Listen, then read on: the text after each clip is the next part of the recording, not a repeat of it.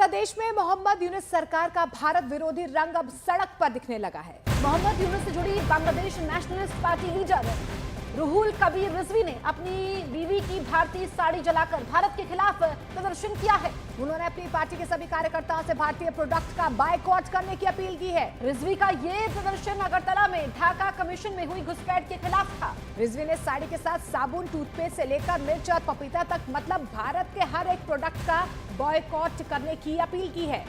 तस्वीरें भी हम आप तक पहुंचा रहे हैं किस तरीके से यहाँ पर ये भारत का बॉयकॉट कर रहे हैं। बीएनपी नेता है जिन्होंने भारत का बॉयकॉट किया है।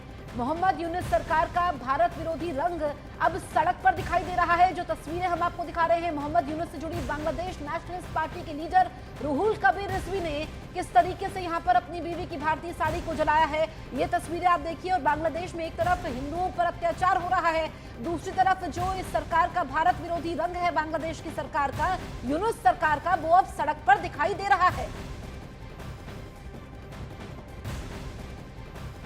वहीं बांग्लादेश की मोहम्मद यूनुस सरकार ने बांग्लादेशी नोट से शेख मुजीबुर रहमान की तस्वीर हटाने की तैयारी कर ली है।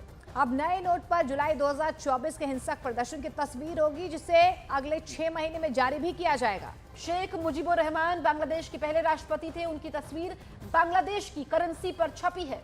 अब उसे हटाने की तैयारी की जा रही है। ढाका ट्रिब्यून के मुताबिक बांग्लादेश सेंट्रल बैंक नए नोट छाप भी रहा है जिनमें जुलाई के हिंसक प्रदर्शन की तस्वीरें होंगी। अंतरिम सरकार के निर्देश पर 20, 100, 500 और 1000 टका के नए बैंक नोट छापे जा रहे हैं।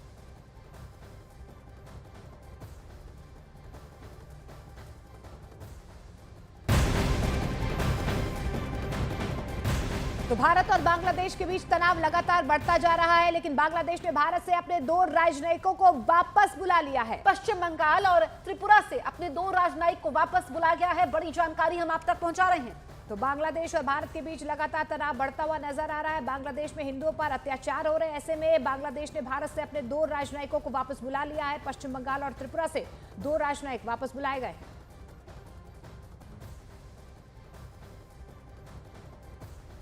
भारत और बांग्लादेश में तनाव के बीच बांग्लादेश के chief adviser Mohammad Yunus 27 European देशों के राजनयिकों से मिलेंगे।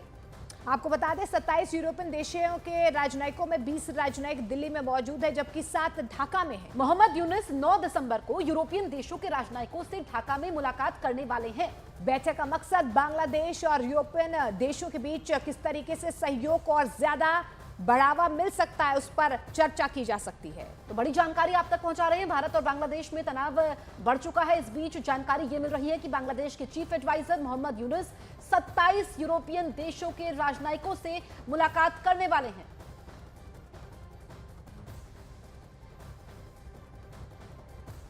और इस बीच बांग्लादेश में शेख हसीना के भाषण पर प्रतिबंध लगा दिया गया है। शेख हसीना ने हाल ही में इस्कॉन के महंत चिन्मय दास की गिरफ्तारी का विरोध किया था और इसके बाद बांग्लादेश की अपदस्थ प्रधानमंत्री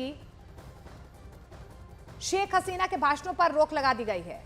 मोहम्मद यूनुस के भारत विरोधी एक्शन से जोड़कर इसे देखा जा रहा है। बांग्लादेश के अंतर्राष्ट्रीय अपराध न्यायाधिकरण ने गुरुवार को अधिकारियों को मुख्य धारा की मीडिया और सोशल मीडिया प्लेटफॉर्म्स पर शेख हसीना के भाषणों के प्रसारण पर प्रतिबंध लगाने का आदेश दिया।